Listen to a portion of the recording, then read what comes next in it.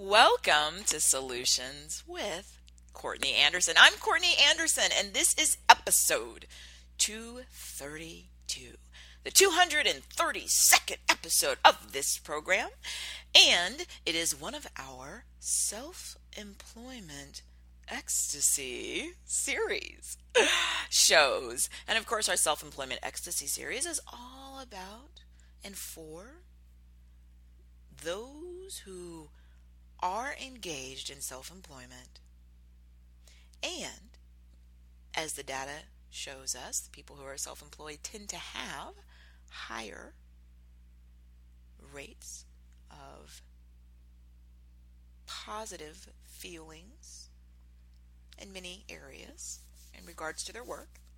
We're just calling that ecstasy. Not that it's a continuous, never-ending state of ecstasy, but in general, self-employment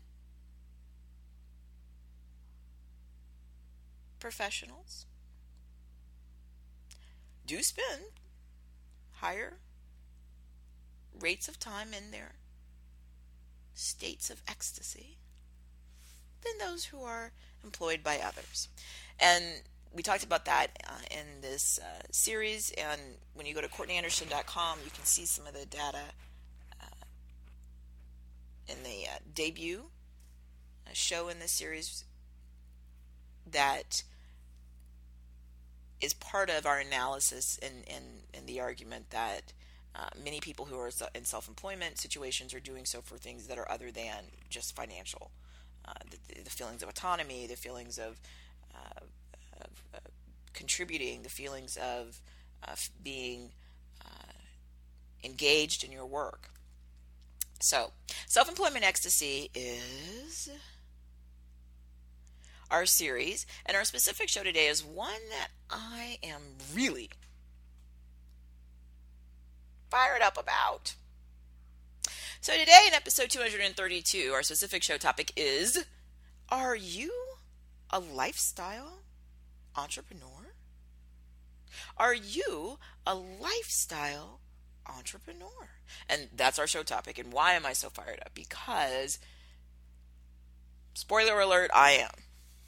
I am a lifestyle entrepreneur. So, my own selfish reasons, I would love to have an opportunity to talk about this topic in our show today. And the thing is, this is not a topic that you frequently hear much about. And most of the time when people talk about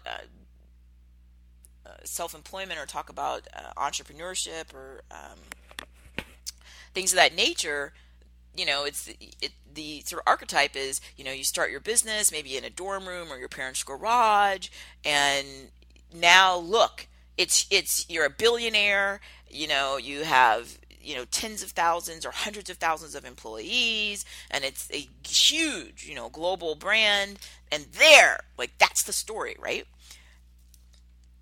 And of course, most of what the business press covers relates to that storyline. So if a firm receives a substantial investment, right, venture capitalists, angel investors, there might be some press discussion. If a firm goes public, certainly, right, there's the whole the formality, and they're going to often go and and ring the bell. There we are, yay! We're all going public, and it's so exciting, and it is exciting, and all of these things are wonderful. And I certainly have had the opportunity in the past to work with organizations that are going public or recently have gone public and talk about and provide strategy. How do you handle that with your employees? Because especially for a firm that has been in existence for a while, it's not just not the newest type of startup. People have been there for a long time. How does it change how people see themselves, how they understand the role of the organization now that they're public, how managers, the transparency levels. Sometimes a privately held firm may not have had the same disclosure that the public entity now does. People may not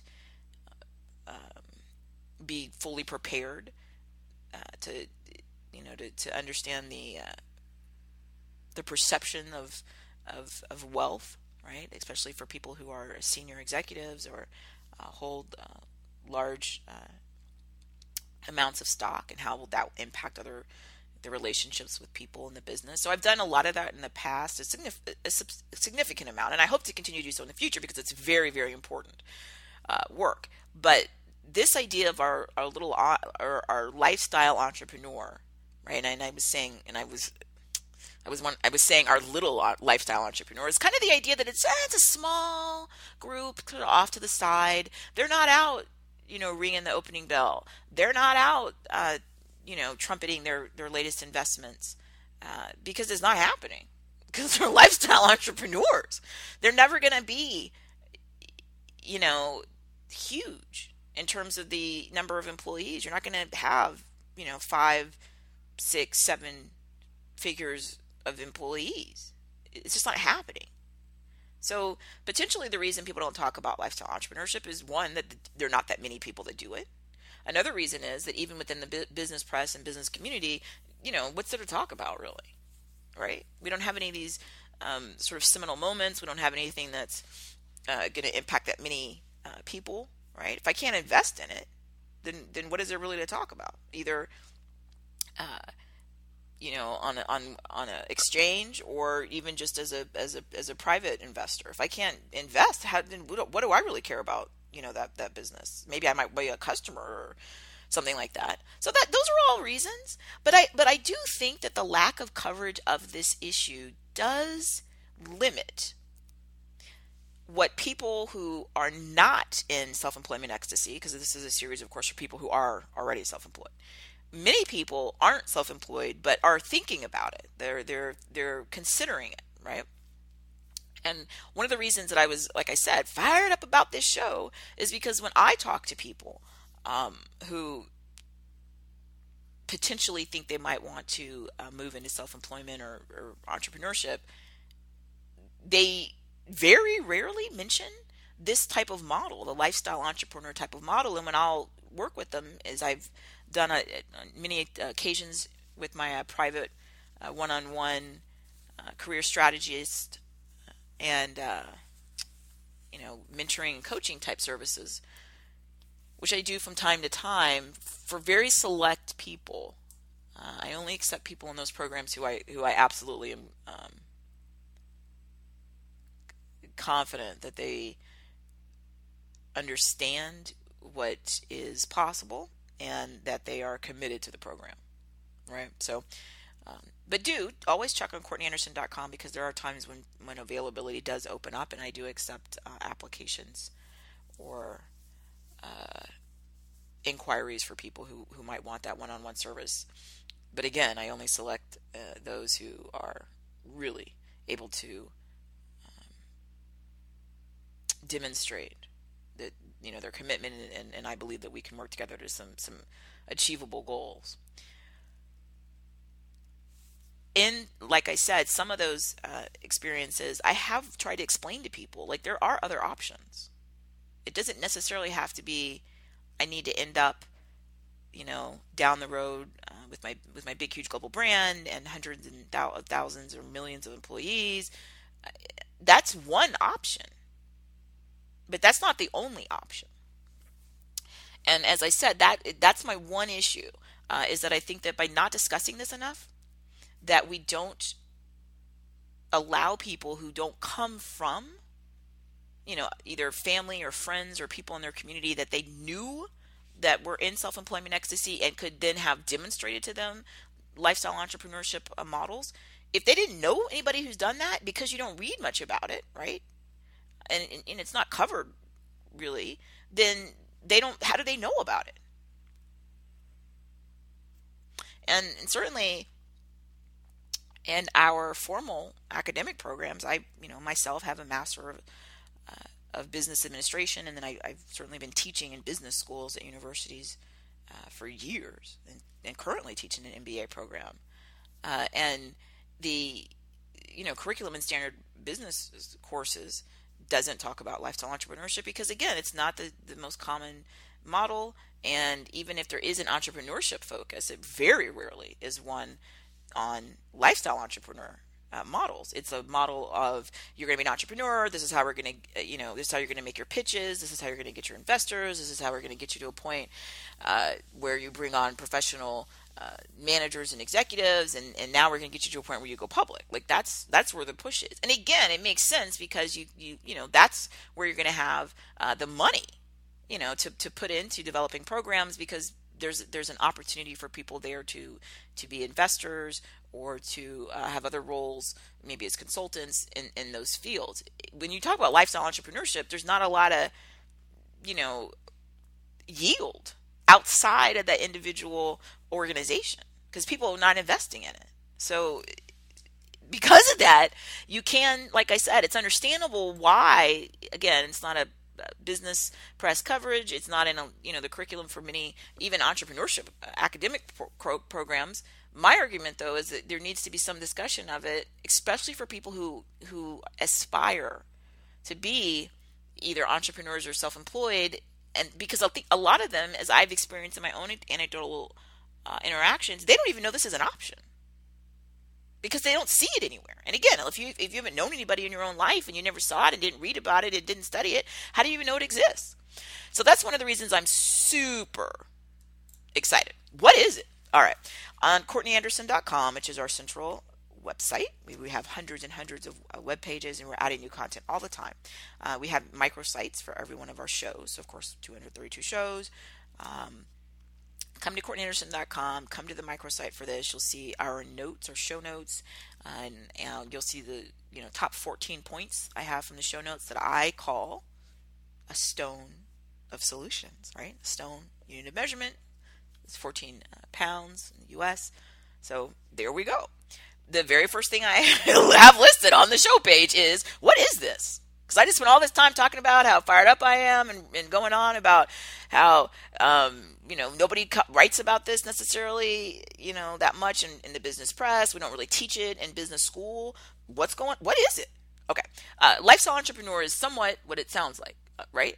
It's an entrepreneur and it's focused on lifestyle. So I have a dictionary definition from the Business Dictionary. Let me read this to you.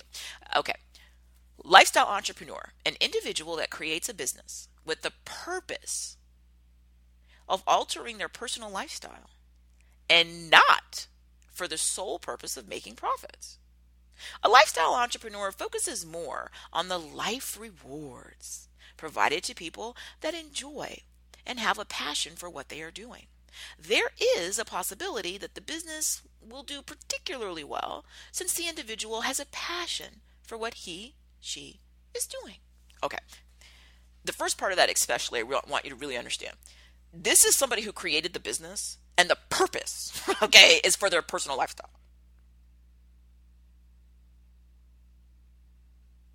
That is not what most people do who create businesses. Most of the time I create a business to make money. The lifestyle entrepreneur is creating the business, and their primary focus is their own personal lifestyle. Secondary to that, as an ancillary issue, would be, it needs to make enough money to support itself to be a going concern. And in many instances, a lifestyle entrepreneur is literally living off of that business income, right? So they do have financial requirements, but they aren't starting the business just as a means to financial ends. They're starting the business as a means to live the lifestyle that they want.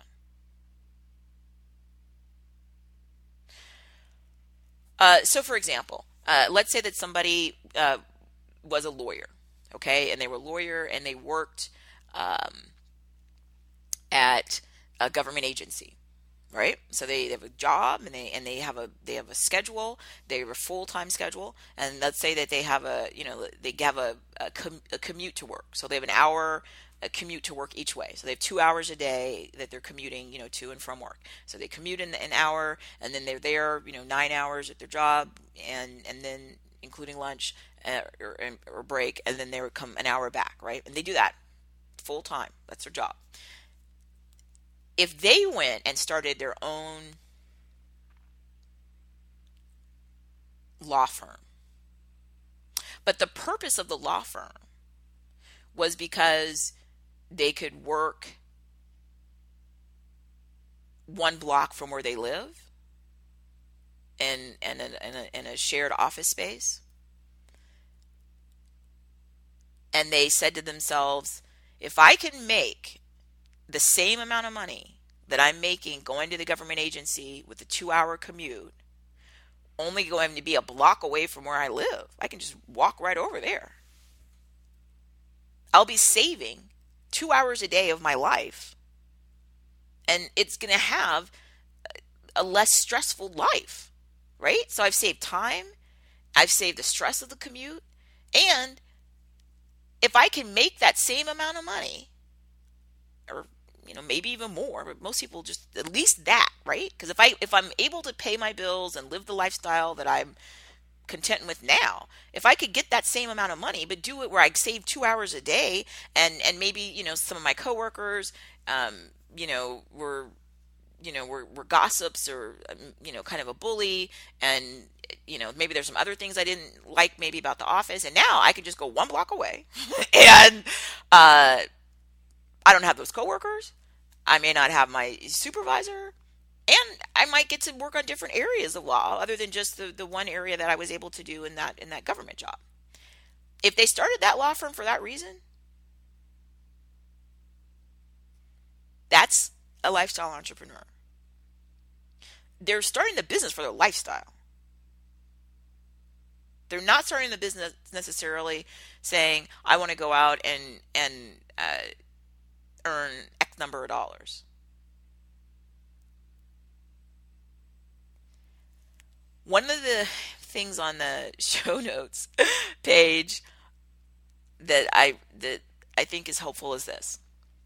Okay, so I wrote, if you plan your business around your lifestyle instead of your lifestyle around your business, you are. Right? So the question is, are you a lifestyle entrepreneur? And I wrote there on the show notes, if you plan your business around your lifestyle instead of your lifestyle around your business, you are. And because especially people who are employed by others, right? Your lifestyle is built around the business. So with the example I just gave, somebody's working a job, they have an hour commute there, in the morning they have an hour commute back. All of that's built around that job, right? They just have to do what you have to do. The people who start businesses that are focused on profit and that are focused on growth, that are focused on these types of things, then that's what drives it. So if I'm focused on growth, if I'm focused on getting as big as I can as quickly as I can, then I'm going to have to work in incredible hours. And one of the things we said in the archetype earlier, where the person starts in their dorm room or their parents' garage or whatever, and built it up, and then now it's this big global brand, and they have tens of thousands and hundreds of thousands and millions of employees, and they're billionaires and all of this. Hey, to get there, the amount of time and just the most intense commitment you can imagine is required. And that's why all of those types of individuals, I think, are so covered by business press and so revered, and certainly in business academic programs and communities, because it is a massive undertaking. You're going to work every hour you can. There's none of this stuff like the example I gave earlier. Oh, I'll be a block away. I'll go to my little law firm a block away in the co-shared office space. And if I can make the same amount of money a block away, maybe I'll go home. If there's something, slow, I don't have any more appointments to work from home, maybe take a nap or go to yoga in the middle, of the day. All this kind of stuff is not somebody at all who is pursuing or even anywhere near the probable outcomes of, I'm going to build this fast, I'm going to acquire substantial investment, I'm going to get as big as I can, as fast as I can, speed kills, I'm going to define a new market, I'm going to disrupt a market. That's not happening for someone who is literally built the business because they wanted their lifestyle. And usually what people are going to do is want to maximize their enjoyment. Right? So if they don't enjoy commute, they're going to want to get rid of it. If they don't enjoy a certain schedule, a rigid schedule, they'll get rid of it. But you're not going to be able to you don't take that lifestyle model and then think that you're going out there and building, the next big global brand. It's not happening because you're you're nowhere near the amount of massive investment you need. First, you're going to need many, many, many more people, and you're going to need a ton more money, right? To build up and out. Up in terms of size, up in terms of revenue or billings, out in terms of sometimes it's physical space, right? I got more people, I'm doing more things, out in terms of how many investors and how many decision makers are involved. It's not happening when you're leisurely going to your lifestyle entrepreneur business model. I'm going to go to my business and I'm building my business around my life. And I know many lifestyle entrepreneurs. I said at the outset that I've been one, and happily, right? My career. And I do that. The lifestyle entrepreneur literally will build it around. I like to take that yoga class at that time. Or, hey, that's when my bowling league is going on that trip, and I'm planning all my business stuff around that, so that I, or hey, it's really important to me that I'm there with my grandkids, Boy Scout troop, and that's what I'm doing. And they build their business around their life. But obviously, by doing that, they're limiting themselves immensely. They're limiting themselves in terms of staffing. They're limiting themselves in terms of revenue. They're limiting themselves in terms of investors. Because the way that this functions most effectively is everything needs to be on a small scale, right? So the solo lawyer who's walking a block away to their office, maybe they'll meet a client, maybe they'll read and do some legal writing, maybe then they'll go to lunch with a friend and then go to the gym. All of that type of lifestyle is limited. Again, you're not growing up, you're not growing out, you're not bringing in investors, you're not doing any of that. But as I said, in this hypothetical, that person had the government job. So if all they were doing is asking themselves if there was another way, right, to live that lifestyle, the things that they enjoy about it, right, living where they live, how they live, right, and if they could make the same money they made the government job, then in their mind it's a win-win. And if they can make the same money they made at their government job and they have the ability to control their time, they have the ability to not have a commute, they have the ability to, be flexible with what types of cases that they take, then that's a win-win for them. But but by doing this though, they've also foreclosed the opportunity within the government organization to ascend higher and higher and higher and higher to, whatever the highest limits of those are. But I don't know, whatever, general counsel or something analogous. And in this new model, they're not accessed into any type of framework like that. Now, if they're lifestyle entrepreneurs that are content, that's what they want. They just want to have a way to make the money that they feel is the level that they enjoy, right? And then control their other things that make them happy, which is usually, again, going to be your time, your stress, and all of that. So this is, again, radically different from everything that you study in most formal academic programs, because it's a small percentage of people that do this, and then two, it's also relatively new. The technology that has allowed us to share this program, right, this talk show in a podcast and an internet distribution format where I can record this program, and then literally when I look at the data, there are people all over the world in a lot of places I've never even personally been to. So sometimes I'll look and I'll think, oh, okay, people from South Africa. Okay, well, I work there and I have an agent there, and I've done speaking there, so that makes sense. I've done some media appearances. Okay, that makes sense. But a lot of times I'll look and I think, I've never been there. I haven't been to Ecuador yet. And the way that we can access and share knowledge, right, and work together. As I said earlier, now I anticipate there will be some opportunities for these individual strategy coaching and consulting slots, but I can accept people from around the world. All I'll have to do is just make sure that we pick times that work for both of us, but we can do, with our technology, audio and video sessions. And that's amazing, but that's relatively new. So a lot of the things that have allowed proliferation of lifestyle entrepreneurs, because you can work from anywhere and you can serve clients and customers from different places, that's relatively new. So there's some research that says that we should expect a growth in lifestyle entrepreneurs. There's always going to be the person whose dream and their goal is to get big. And all of us can see why. My goodness, who wouldn't love that, right? You're a top business person. You're everyone knows your name. Your wealth is, you're on those lists of, who's the most wealthy. You're on that list. Maybe your number goes up or down. The amounts of the wealth and allow you to do all kinds of things. Incredible charities, uh, and also just for fun stuff, right? The lifestyle entrepreneur typically is not on the same.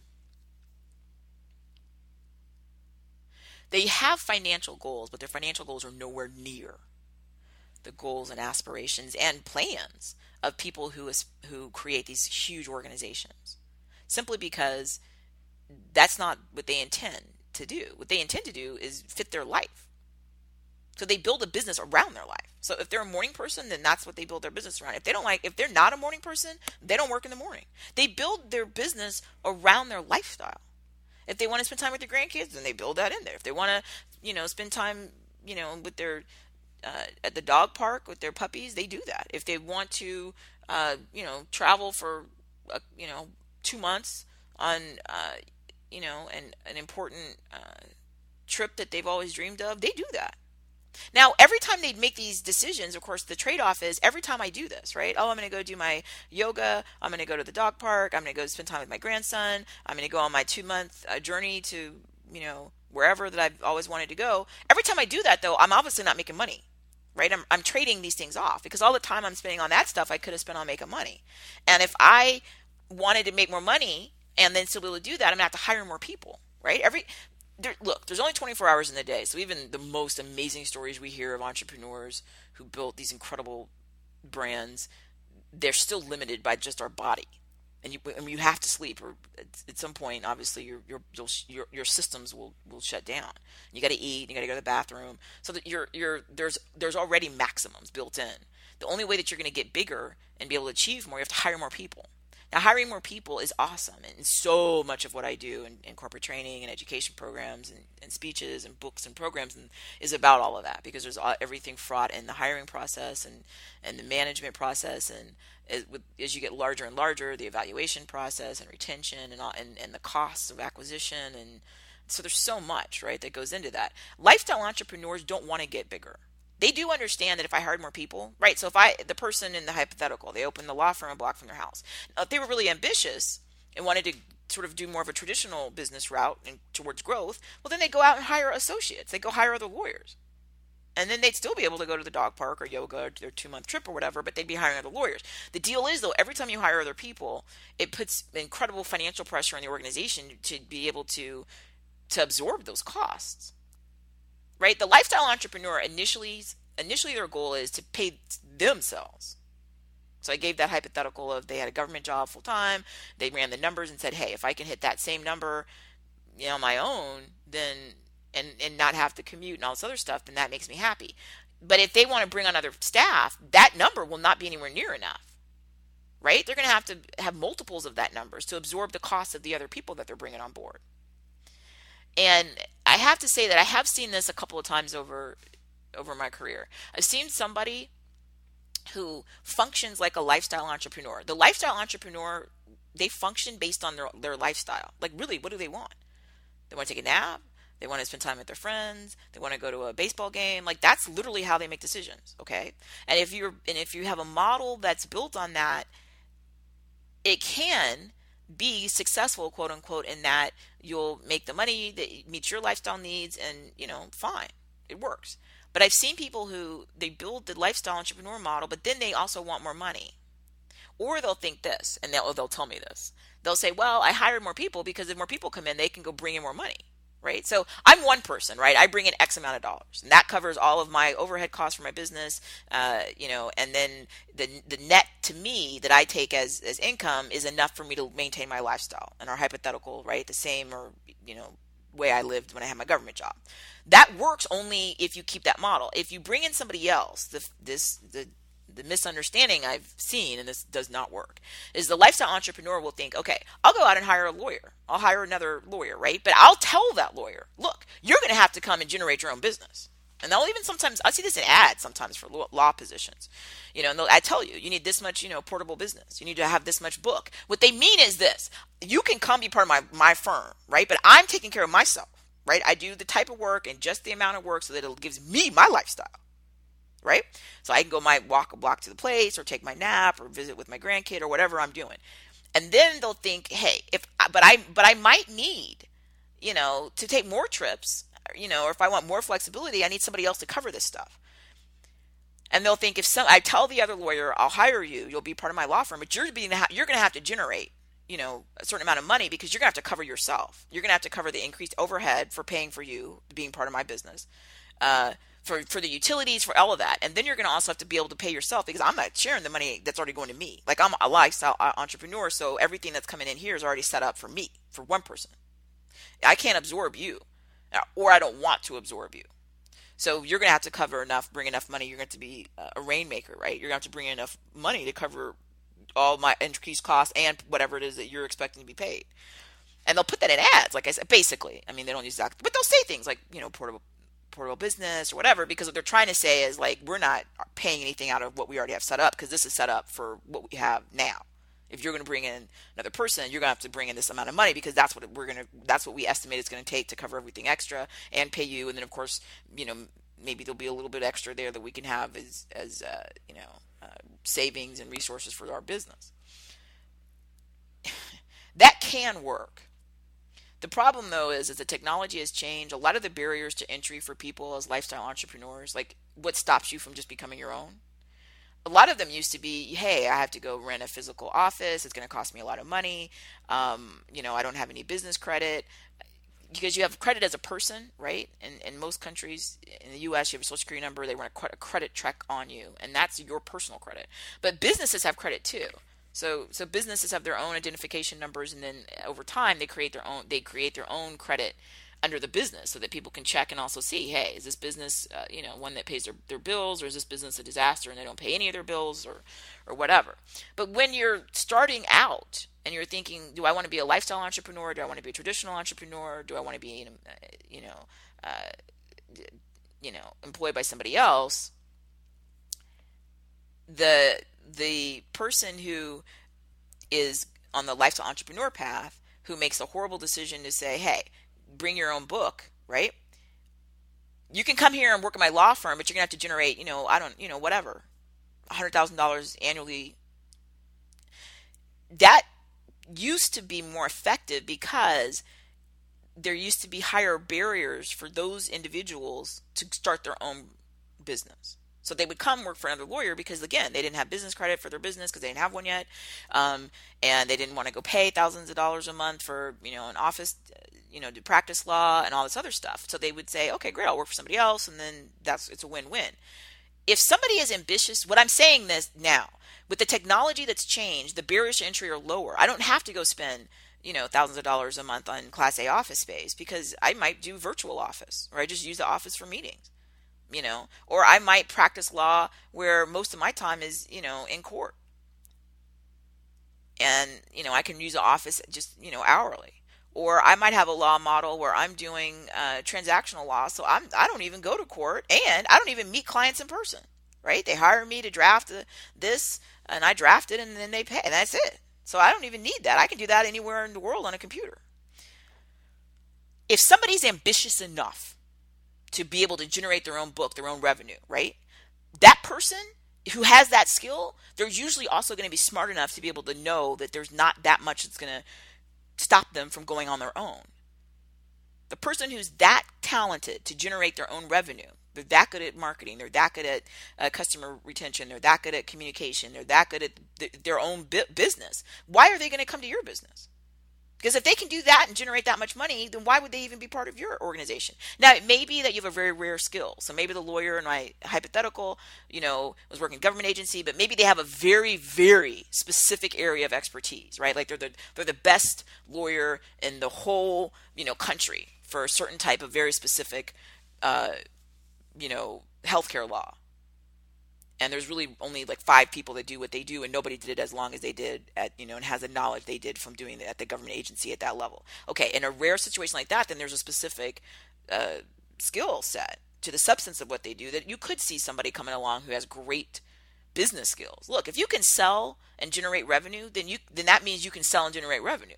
And if you know you're able to do that, then those types of people usually just will do it for themselves. But if that person is trying to transition into that really specific, healthcare law niche, then it would make sense because they know that they need to learn from somebody who has really specific knowledge. So there are rare instances where that might work. In most instances, this idea fails. And as I said earlier, what I'll see is somebody who is a lifestyle entrepreneur. How do I know that? Because you can just ask them questions and observe how they run their business. And if their business is second to their lifestyle, right, then they're a lifestyle entrepreneur. But they'll think, I'll go hire somebody else, and they'll tell them they have to generate their own overhead and revenue, and then they'll do that. Okay, I hired you. Now you need to go make sure that you're billing, this amount. And the person will say, yeah, okay, no problem. I'm so excited. And that person, though, doesn't have that skill set. The skill set to generate income is a rare skill set. Sales, I said, earlier, before I do so much sales training, marketing, all of that is not sort of an average skill. Those are rare skills. If you can do that, then you almost always, if you know you can do it. Now, some people are so early in their career, they actually don't know because they've never, maybe it's like their first time working somewhere, so they don't know. But if they've actually done it before, if they've generated that revenue before, then they know once they know they can do it, then they're going to not probably want to join your firm. Unless you, again, like you have a very rare area, very niche that they want to get into. And so most people don't have that. They go out, they have a lifestyle entrepreneur business. They go out and they hire somebody and say, hey, you can come in here, work here, but you got to generate this time, income. And the person says, yeah, honestly, thinking that they can do it. Because they hope they can, right? They don't know. Maybe it's their first job, right? And they come on board, and sure enough, they're not generating any of that income or anywhere near what the lifestyle entrepreneur wants. The lifestyle entrepreneur gets mad at them and basically is like, look, you're going to have to do this. Like, I can't do this. I'm not going to go out and go work double the hours, right, to be able to afford you. You were supposed to make my life easier. You're supposed to come in here, and then maybe there'd be a couple of extra clients that you'd bring more revenue in. And also, I would continue to live my lifestyle. But you're ruining everything because now you're creating more stress in my life. You're creating all this financial pressure on me, demanding your salary and stuff. But where's the money coming from? And these things go very ugly and very quickly. I mean, because obviously, when somebody comes on and they view themselves as an employee, right? Or even a contractor, but still that's on that's, hey, you're going to get paid every 2 weeks or a month or whatever. They're going to need that check within that first time frame. And if they haven't brought in that revenue, then that lifestyle entrepreneur gets really mad at them and it says, like, what are you doing? Like, I can't afford this, basically. The person gets really mad and feels like, I said I would try to do that. And then they fall back on all these things that are true, but aren't helpful. They'll say things like, hey, I just started. Like, it's only been a few weeks or it's only been a few months. It takes time to build, a business and to acquire clients. All that is true. The challenge is lifestyle entrepreneur doesn't have time. Right? Because they don't want to spend any of what they perceive their money. They just wanted to kind of get all these great benefits of having somebody come along, do all this extra work, maybe bring in a little extra leftover money for them, and allow them also to maybe even take more trips, right? Because there's some lawyer there. This fails because what they're trying to do is keep their lifestyle entrepreneurship model, and then yet want to have the benefits of having a growth business, and you can't have it. You're one or the other. If you're a growth business, then you're the one, right? You're working literally out until you can't any longer, right? Because you had to go to the bathroom and you had to get a little bit of sleep. You're about to, lose the ability to think clearly, and you're physically and mentally just everything you have because you're growing. You're a growth business, right? That person has no ability at all to do this. Oh, I need to go stop for 2 hours and spend time with my grandson. Or I'm going to go take 2 months on, the trip I want to go bird watching. Or, I need to go do, my bowling meeting or my yoga class or go to the dog park for 2 hours. None of that's happening. These are two totally different models. The growth model, hey, everything, all of your energy, all of your time, everything as quickly as you can. You got to remember, speed kills. I'm growing. So I'm not stopping to sit around, and this isn't a joke. And the pressure that people feel in these situations, especially because look, I'm growing, I'm growing, I'm growing. Well, I got investors now, and I've done this, right? And then you get the investors, and so there's an incredible amount of pressure. I have to perform, right? And so the growth model, no, nobody's taking time out to go talk about, I'm going to do lifestyle stuff because I want to have fun. No, I have pressure, pressure, pressure. Plus, it's the more people you bring on board, every single piece, all the moving parts, is going to add layers. It adds layers of cost, and adds layers of logistics of it, right? Because somebody's got to manage this. And then when you have investors and when you have other people that are making, hey, I have the right to make decisions.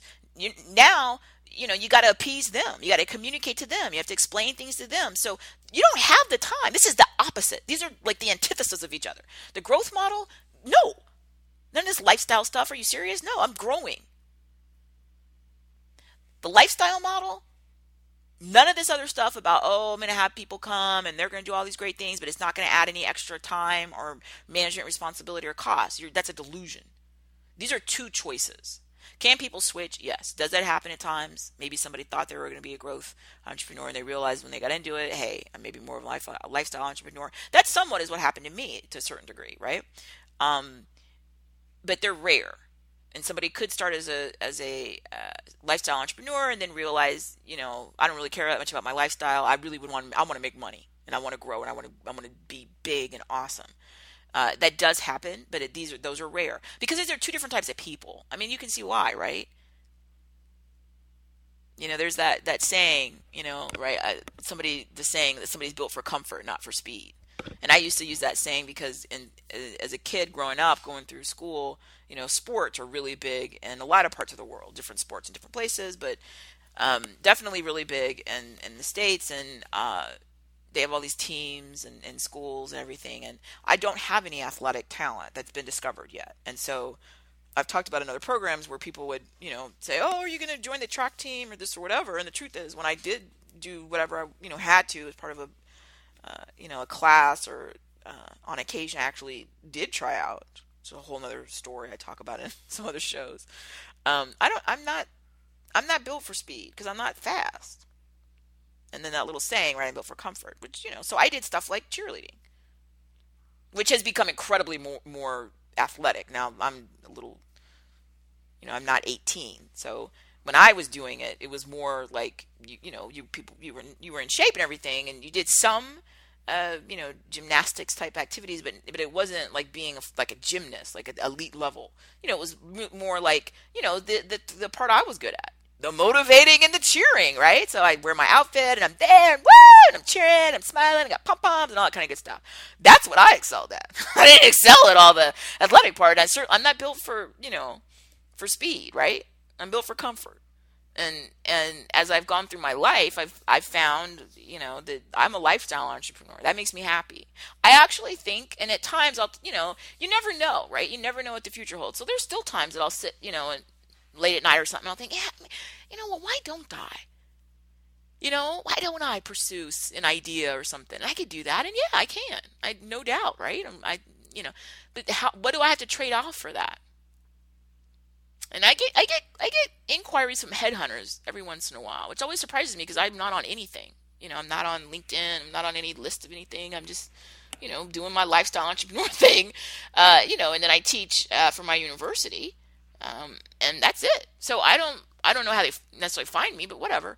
And I was talking to a headhunter a while ago, and it was some kind of energy company, and it was some very fancy title of some fancy thing, and the truth is that here's the reality. I honestly don't even care how much money it is, and I know that may sound like I'm not being honest, but it's true. If somebody said, "Hey, Courtney, we'll pay you, I don't know, $1 trillion a month. And you're going to have a commute. You're going to have to work in an office setting that's loud. You're not going to have any control over your daily schedule. You're going to have to only work on the things that we tell you to. You're not going to be able to select the clients or assignments." Look, all the things that make me happy are autonomy, creativity, the ability to experiment on different types of like this show, right? This is something that I started, and I did a little bit a couple years ago and a little bit a year or so ago, and then this year, uh, and I'm referring to 2014 right now, I've said, okay, I'm going to spend an entire year on this, committed with a strategy, and we'll see what happens. But it wasn't because I had some financial goal. I wanted to make X amount of dollars off of it. It was because I am a lifestyle entrepreneur, and the reality is, I've talked about in many of our programs, I was doing 300 days a year on the road, traveling, flying everywhere, and it's awesome and it's fun. But I was also at some points exhausted, and I need to have an opportunity to find other ways to do the things I love without having to, necessarily fly 20 days a month. And that's why I started it. It's a lifestyle thing. If it never ever is able lifestyle entrepreneurs have financial needs. It's just that that's not everything. I mean, obviously, if I did something and it was a complete loss and it was a drain on everything else, then I would have to not. At some point, I'm gonna have to not do it any longer. But I go into projects from a lifestyle entrepreneur focus, not from the focus of what can I do to be the biggest corporate training firm in the world. Can I go out and hire X number of corporate trainers? What can I do to get in there and grab market share and get big? And that's not what I'm doing at all. I'm the like the hypothetical, the lawyer that wants to go a block to the law office, right, and not have to be in the commute for 2 hours. Like, I'm a lifestyle entrepreneur. I'm doing things because I'm matching the stuff that makes me happy, and the way doing it makes me happy. Like, that's what I'm doing. And it really, there's not any amount of money where it would work for me, because here's the deal. Part of the lifestyle entrepreneur analysis is the lifestyle is working for you. Like, I already, right? It's not like how I live right now. I'm miserable, and I sit around and I think, this is awful. My housing situation's awful. I don't have any of the dreams that I had that I've met for myself. I'm unhappy. I'm starving. I don't have anything. I can't. I'm just desperate. It's not like that at all. I am very content. I could never buy another home and just keep the homes, primary home and any investment homes I have, and I'd be absolutely fine and content. I'm serious. So that's part of the problem too. It's sort of like, yeah, can I, whatever you have, yeah, is there always something more? Yeah, for everyone. The question is it worth the cost? Even growth businesses hit this, right? When we study mature businesses, when we study all kinds, when you look at the narrative, or the founder walks away or is replaced by quote professional management, that always is an issue, because what happens when somebody whose talent is to start something and build it runs into the situation where there's nothing else to start or build because it's already existing and mature, and are they also going to be able to be skilled at just running something that already exists? That's the question. And so everybody's got a limit where they say, you know what, it's not worth it. It's not worth it. It's not worth it to, work in that, that environment. It's not worth it for that commute. It's not worth it, to move away from my grandkids. It's not worth it. It's just not worth it. The lifestyle entrepreneur, though, is somebody who's come from the very beginning of the entire process of their self-employment and this entrepreneurship venture. It's always been focused on the lifestyle. And they usually either already had or have the standards of living that they wanted, so they're fine. When you look at the show notes again, so we got the dictionary definition of lifestyle entrepreneur, and I have all these other notes, and so the question is, are you a lifestyle entrepreneur? So it says on the show notes page, if you do not want to grow much bigger, you are. If you are not planning to leave your business to anyone else, you are. If you plan your business around your lifestyle instead of your lifestyle around your business, you are. If your work is what you would do for free, you are. If your work is an expression of who you are, you are. If your work is highly tied to your individual talents, you are. If you do not want to have investors, you are. If you are content with your net profit right now and for the foreseeable future, you are. If you never plan to retire because you're having too much fun, you are. If you turn down investments in other vehicles because it will take too much of your time and or be too stressful, you are. If you think that all money is not good money, you are. And if you frustrate some bankers and financial advisors, you probably are. So what all that is when I talk to my lifestyle entrepreneur friends, right? Literally we'll say stuff like, somebody will describe something, at their work, and they'll say something like, you know what, and I'm not hiring any more employees. What they mean is that it costs you money, and it costs you time, and it also costs you the added layer of management for every single person you bring on. And lifestyle entrepreneurs at their own level, so everybody's different, they don't want any more. Now, obviously, by saying that, then they're limiting how much money they're going to make. They get that. But the lifestyle entrepreneur isn't trying to build a legacy so that 400 years from now, their descendants, have this great, business that they left them. They're not worried about, they're not trying to build something external necessarily to themselves. What they're doing is they're taking the things that are internal to themselves and they're monetizing them. Right? So that's why I kept those things I talked about, your talents and expression of who you are and all this kind of stuff. They're just taking them, who they are, and the talents they have and the interests they have and their passions, and just turning those into revenue streams, right? And so that's not necessarily a sustainable business that's beyond them and a sometimes a smaller pool of people that are similar. If your talent is that you're the number one health law expert in this one area of a niche, then that's with you. You're not necessarily, when you're a lifestyle entrepreneur, it's not like you want to go out and build the biggest law firm in that industry and go out and get big and get fast and, recruit the best talent and all that kind of stuff. You just want to take stuff that you already know and that you like doing and make money off of it for you. You're not thinking or even planning, hey, somebody else can inherit this. And that frustrates, sometimes, like I said, financial planners or advisors and bankers, because they're like, well, what's your succession plan? And I'm like, I don't have one. Or succession plan, right? I'm not seceding, right? I don't have one because I wasn't intending this beyond me. This is my lifestyle. This is what I like, right? So it's a block from my house. Like, this is what makes me happy. And you'll have this all the time. Somebody's a really talented dancer, they open a dance studio. It's a lifestyle business. They love painting, and, they sell their paintings. It's a lifestyle business. They really enjoy language, and they have fluency in multiple languages, and so they do translations for clients. It's a lifestyle business. It's not going into this to build some big huge external business that people will inherit and that is going to achieve all this greatness. What it is I'm doing. I'm taking the things that I already like and that I already know, and I'm figuring out how I can make money at it. And I'm maximizing my lifestyle over the money. So, in our financial fierceness series, we talk a lot about financial independence, right? The lifestyle entrepreneur often, as a side effect almost, does have financial independence and substantial resources, but that wasn't their intent.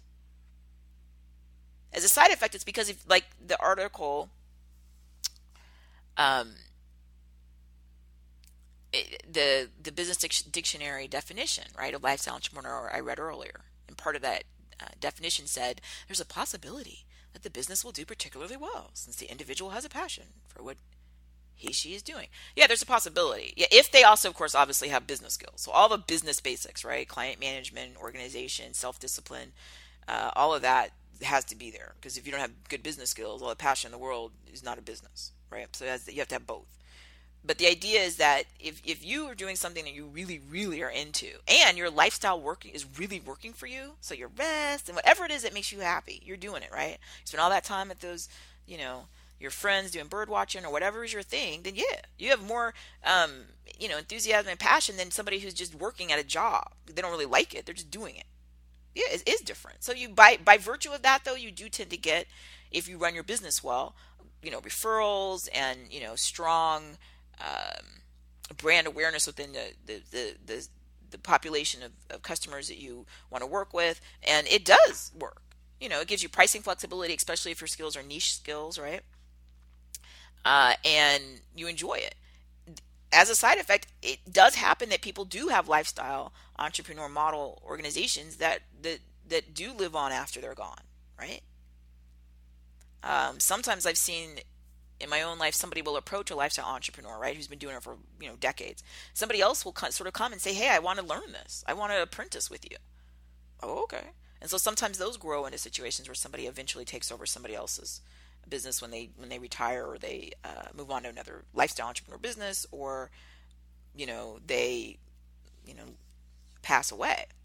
And a big difference is, remember, the lifestyle entrepreneur is in this usually related to some individual interest or passion. So, if you have a business like a car wash, right? A car wash. A lifestyle entrepreneur is going to have opened that car wash because since they were a kid, they love cars and they just love, being the most efficient for the environment with the car wash and having the best products so that the cars are the shiniest, and like they're just passionate about this stuff, right? That coupled with strong business skills, hire really great people, competent, treat your customers well. Maybe they only have one location, but they're killing it. They're making, great money at that one location. It makes them happy. It's close to the rest of their lifestyle issues, like where they live. All this is working for them. That's different than somebody who's like, "Hey, I'm going to go ahead and open a car wash because there's, one that's for sale, or this is a good lot. And all I want to do is have my chain be as big as it can and dominate. And I really myself could care less. I don't even know anything about I couldn't care less. I don't know anything about cars or car washing or anything. I don't care. It's just a business. I literally am just doing this as an entrepreneur to make money. I don't have any interest in what they're doing or why or how or any of that kind of stuff. And I just want to get as many car washes as I can and make as much money as I can. That's all I care about. Coupled with, of course, the same excellent business practices, hiring the people, customer care and communication, all that. So those are two completely different goals, and you get two completely different outcomes. And there's an article from Forbes, the Forbes site, and there's a link on the show page. And I loved the title, of course, right? So the title of the Forbes article that's linked to on the show notes says, "Don't let lifestyle entrepreneurs be a dying breed." Now, of course, I loved it, right? I am a lifestyle entrepreneur, and then I lamented earlier in our program, we don't cover this enough in the business press. It's not talked about enough. People don't even know it's an option, right? And then I read this wonderful headline, "Don't let lifestyle entrepreneurs be a dying breed." Of course, I'm thinking, yeah. And then here's a quote that I'll read here as we wrap up. So this is from that Forbes article. "Being called a lifestyle entrepreneur should be a point of pride, not an insult. The term applies to anyone who places passion before profit and intends to combine personal interests and talent with the ability to earn a living. This usually means not taking money from equity investors, since investors want fast growth, high profits, and an exit event to allow investments to be recouped." Okay, so again, echoing all the things I had already talked about that I discussed in the show. It's built around the person, right? What do they like? How do they like to work? Where do they like to work? And then they just go out and do that. If you have strong business skills coupled with what you do, well, boom, you're a win-win.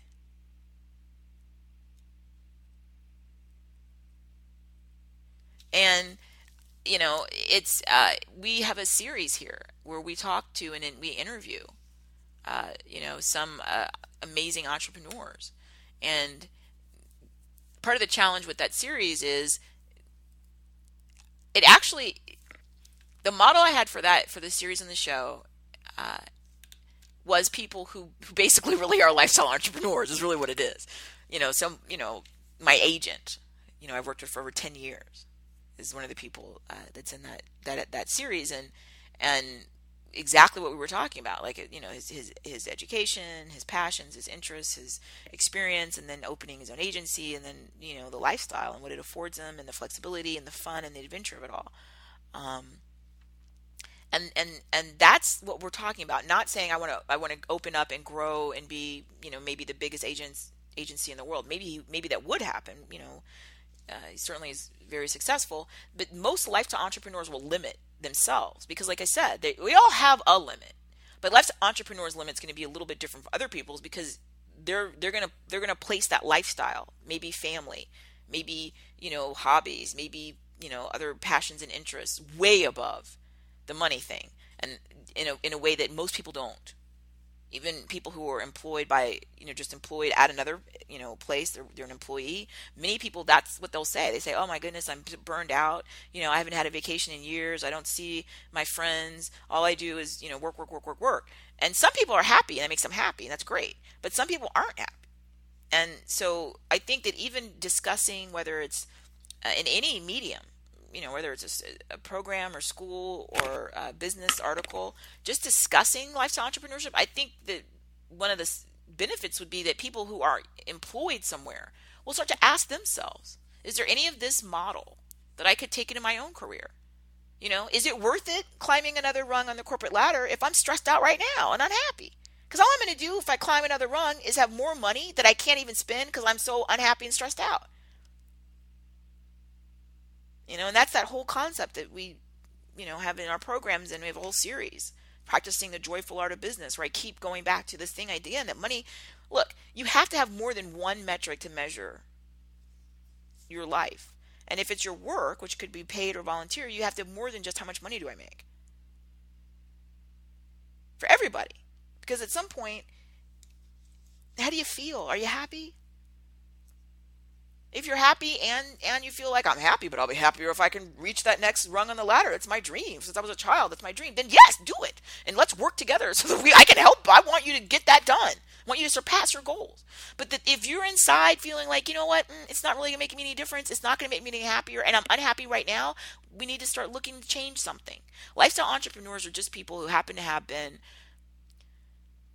able to understand that their limits are just different than other people's, and they don't care that they don't work at a big fancy place and that their smaller venture may not be as prestigious, because it meets these other needs, these lifestyle needs, and that makes them happy.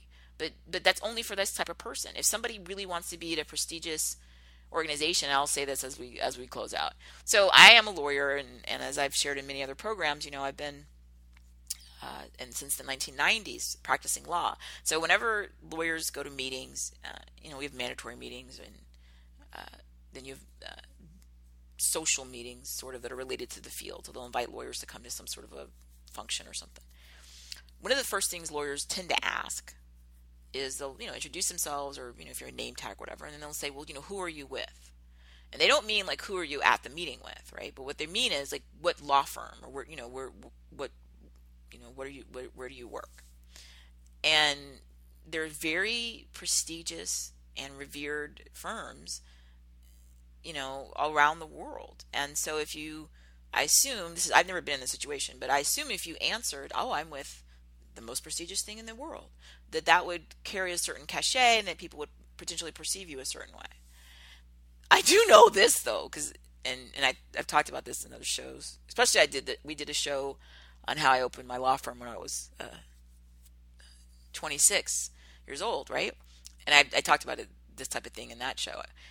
When people say, oh, who are you with? And then I say, oh, law offices of Courtney E. Anderson. They just look at me like, often they look at me like they feel sorry for me. I think they sometimes think, well, the only reason you'd be with, I'm supposed to have a name tag that says Courtney E. Anderson, and then I said I was with law office Courtney Anderson, was pretty clear probably that I probably just coincidentally haven't found another person named Courtney E. Anderson who I also got a job with. That could happen, but the odds are that it's probably me. I am the same person. And a lot of people sort of look at me and sometimes even say stuff to me that I think their perception is that I've lost, like I've failed at life, right? Oh. And maybe I'm just saying that I'm with my own law firm because I'm not talented enough to get a job. Nobody else will hire me, and I'm not good enough. And maybe, I'm financially in dire, distress because no one's ever heard of that little nothing, whatever firm that I say I am with, and maybe I'm starving. Maybe I don't have any money. And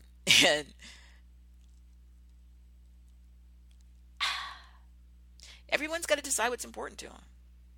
I always think it's kind of odd because if people ask me, I'd be happy to talk about what I do. And sometimes when I have an opportunity, people are, wow, that's interesting. I think, I'm proud of all of the work. I love traveling around the world and meeting with organizations and everyone from some of the most powerful and interesting chief executives in the world to somebody who's a brand new part-time entry level worker. I love this. I love being in the biggest employee organizations in the world. My clients have millions of employees, literally, and I love being with startups, small organizations, and all that I can do to apply all of my passion for business, of course, and problem solving. I love it. I love it. And as I said earlier, I love it so much, I'm always thinking ahead and trying to find a way to diversify the way I do things so that I can, balance travel with my desire to share knowledge and spread knowledge, right? Which is one of the reasons we started the commitment to the podcast schedule and then building out the website to, soon over 1,000 pages of content, programs and content and workshops. I love what I do. Yeah, it's not fancy. For people who have that type of personality, they'd be miserable as a lifestyle entrepreneur because nobody is going to be there. Usually in your lifestyle entrepreneur, it's small. So, a big lifestyle entrepreneur group is still a small group. It's not like you're at a big fancy place and there's thousands of people that work there and they're all working for you at your lifestyle entrepreneur. Sometimes they do get that big, but that's very rare. It's usually going to be less of that, prestige. It's just oddly, rarely. Here's the one thing though, I want to mention this, and I do try to talk to people when I'm doing my consulting on this and private coaching, strategic career strategy.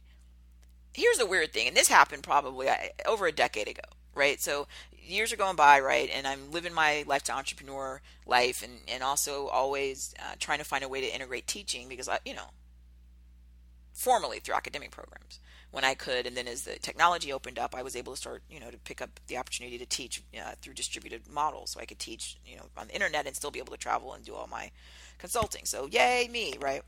So life goes by, and so over a decade ago, I remember maybe I'd had one of these run-ins with somebody who was sort of looking at me like I'm I've lost at life in the most horrible, pathetic way because I'm not with a fancy law firm and I'm just some weird loser who, can't get a real job. And I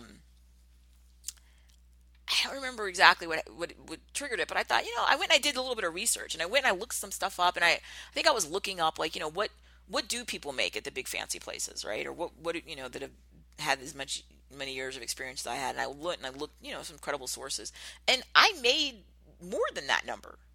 So I sat and I thought to myself, you know what? And I hadn't even thought about looking before. So this is, like I said, this is over a decade ago, and I thought, you know what? You're making more than that number, assuming these other multiple sources are credible, and as credible as they could be. So who cares? I mean, I didn't care to begin with, but I thought it was so weird. Like I thought to myself, well, here you are, sort of dismissing me. I'm not anybody. I don't work anywhere important, right? Forget networking with her, right? Let's move on. Nice meeting you. Which is fine, whatever. I'm an introvert, so thank goodness, but I thought to myself, yes, I will never have, again, if it's important to you, that cachet and that prestige. But I like the lifestyle opportunities, right? I love to travel. I love the flexibility. I love the ability to be there for people in my real life. They're a priority. They're the priority, way more than some work thing. And if on top of that, I also am making more than what I would have made at that other place, then I feel like I've won under what's important to me. And this is, again, the fundamental difference between the lifestyle entrepreneur, the growth entrepreneur, and the many people in the employee model. They're just fundamentally different ways of looking at the world. But again, I think that this path needs to be more addressed because a lot of people, I think, would benefit. And I meet people sometimes in either employees, and sometimes I'll tell them, if I'm having a one-on-one confidential, this isn't the right place for you. Like you need to be in a different model. You need more autonomy. You need more creativity. You need more flexibility. And you don't seem happy. And you aren't happy because you're telling me you're not. So it's not meeting your needs. The prestige and the power of this bigger, more well-known organization it's not meeting your needs. So let's, here's some options to explore. And that's all. Because if I knew that I had more options, people probably would approach things a little bit differently. If you're happy and it's working for you, stay where you are on that path because it's working for you. If you are not happy, then that's a warning sign that you need to start thinking about what other options there are. And I do hope, as the article, that I read from Forbes, lifestyle entrepreneurs, we can't be a dying breed. We're just getting started. In my mind, the technology is opening up. Things are happening. We have more access to more customers and markets than we've ever had before. There are lower barriers to entry, as I was saying earlier, in terms of cost. So come on, lifestyle entrepreneurs.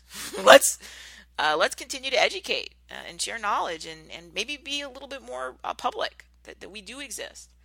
So like I said, people who are beginning their careers can start to add this to the mix of things to think about. So I have been delighted that you joined me for the show. It meant a lot to me. As always, come to CourtneyAnderson.com. I am also on Twitter at ZealousBusiness. If you find our program anywhere in the world on a distribution partner, please leave a rating or review on Stitcher, iTunes, Libsyn, Spreaker, all these types of, or anything anywhere else, and reach out. Let me know any show ideas that you have. And again, if you really are a lifestyle entrepreneur, then awesome. And if you now think you might be one and you had no clue, then at least you're on the right path. And if you listen to this and you thought, I am never going to be a lifestyle entrepreneur, that is not me, I would be miserable, then that's also awesome, because what we want is information that can help us make good choices and help us, again, surpass our goals. Thanks so much for being part of our program today.